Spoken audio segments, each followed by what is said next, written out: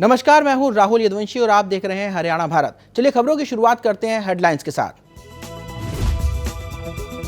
6 फरवरी से चक्का जाम को लेकर हरियाणा पुलिस ने कसी कमर। डीजीपी ने सभी जिलों के आला अधिकारियों को पुख्ता प्रबंध करने के दिए निर्देश। गोहाना में भारतीय किसान यूनियन ने सरकार को दी चेतावनी। कहा 26 जनवरी को एक ट्रेलर देख चुकी है सरकार, अब 6 फरवरी को दूसरा ट्रेलर देखने को रहे तैयार। अभय चौटाला ने पूर्व मुख्यमंत्री भूपेंद्र सिंह हुड्डा पर साधा निशाना। हुड्डा को बताया बीजेपी का एजेंट।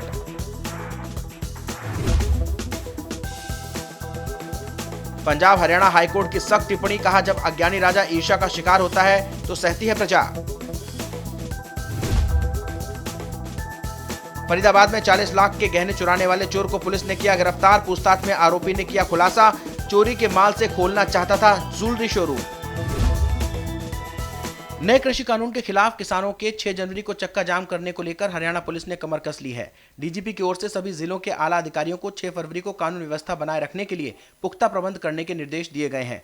डीजीपी के निर्देशों में कहा गया है, जिस तरह 26 जनवरी को दिल्ली में हिंसा हुई, उसे देखते हुए 6 फरवरी को भी असामाजिक तत्वों और उत्तेजित युवा कानून व्यवस्था खराब कर सकते हैं। साथ ही इस चक्का जाम को विपक्षी दलों का समर्थन भी हासिल है, इसलिए व्यापक सुरक्षा के इंतजाम किए जाएं और ज्यादा से ज्यादा पुलिस बल की तैनाती की जाए।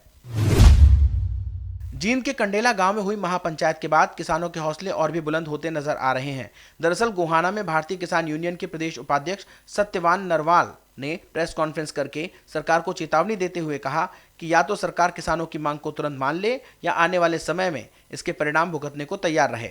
इसका एक ट्रेलर पहले सरकार देख चुकी है और दूसरा 6 फरवरी को किसानों के चक्के जाम के वक्त देख लेगी। ये है कि हम स्पष्ट चेतावनी देना चाहते हैं सरकार को, हमारी जो मांगे हैं वो तुरंत सरकार मान ले, वरना सरकार को इसके गंभीर परिणाम भुगतने होंगे।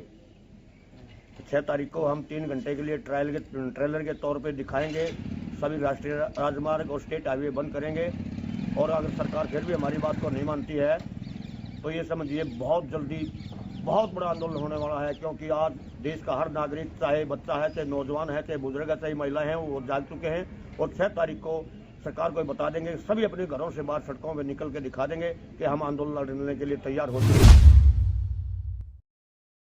इंडियन नेशनल लोकदल के नेता अभय चौटाला ने नेता प्रतिपक्ष और पूर्व मुख्यमंत्री भूपेंद्र सिंह हुड्डा पर निशाना साधा है। चौटाला ने हुड्डा को बीजेपी का एजेंट बताया। चौटाला ने कहा कि हुड्डा ने अपने बेटे दीपेंद्र हुड्डा को सांसद बनाने के लिए बीजेपी से कई बार सांठगांठ की। इसके साथ ही उन्होंने बीजेपी सरकार को किसान विरोधी बताया। भूपेंद्र सिंह हुड्डा तो खुद बीजेपी का एजेंट है। मैं इस मंच पे ये बात नहीं कह सकता था क्योंकि यहाँ सब तरह के लोग हैं, लेकिन हुड्डा ने 3 दफा एजेंट के रूप में भारतीय जनता पार्टी को मजबूत किया। दोबारा अपने बेटे को एमपी बनाने के लिए भाजपा से सांठगांठ करी। अब विधानसभा में जब प्रस्ताव आया था केंद्र की सरकार, इसके हरियाणा की सरकार की तरफ से, तो उस वक्त उसका सामना करने की बजाय विधानसभा से वॉकआउट करके चला गया। मुझे लगता है कि देश का हर नागरिक किसान के साथ खड़ा होगा और किसान के इस बंद के आह्वान पे उसके साथ उसकी ताकत बढ़ेगी। प्रदेश में खेल कोटे से एचसीएस की भर्ती से जुड़े एक मामले में पंजाब हरियाणा हाईकोर्ट ने सख्त टिप्पणी की है। दरअसल सीनियर आईएएस की शिकायत के बाद जूनियर आईएएस के बेटे अंतर्राष्ट्रीय निशानेबाज विश्वजीत सिंह नियुक्ति देने से इनकार कर दिया गया था। इस मामले पर हाईकोर्ट ने कहा कि अज्ञानता का एक अलग आनंद होता है, लेकिन यह बहुत छोटी अवधि के लिए होता है। जब एक अज्ञानी राजा ईर्ष्या का शिकार हो जाता है तो इसका कहर उसके अधीन राजाओं और प्रजा को झेलना पड़ता है। प्रदेश में हर दिन कोई ना कोई यूनियन किसानों को अपना समर्थन दे रही है, क्योंकि किसानों का यह आंदोलन अब राष्ट्रव्यापी हो गया है। इसी कड़ी में all Haryana power corporation worker union ने किसान आंदोलन के समर्थन में अपनी मांगों को लेकर एक दिन की सांकेतिक हड़ताल की। यूनियन के कर्मचारियों ने पूरा दिन अंबाला के दुर्कोट स्थित पावर स्टेशन पर धरना दिया और सरकार विरोधी नारेबाजी की। फरीदाबाद जिले के एक ज्वेलर्स की दुकान में 40 लाख रुपए के जेवरात चुराने वाले आरोपी को पुलिस ने गिरफ्तार किया है।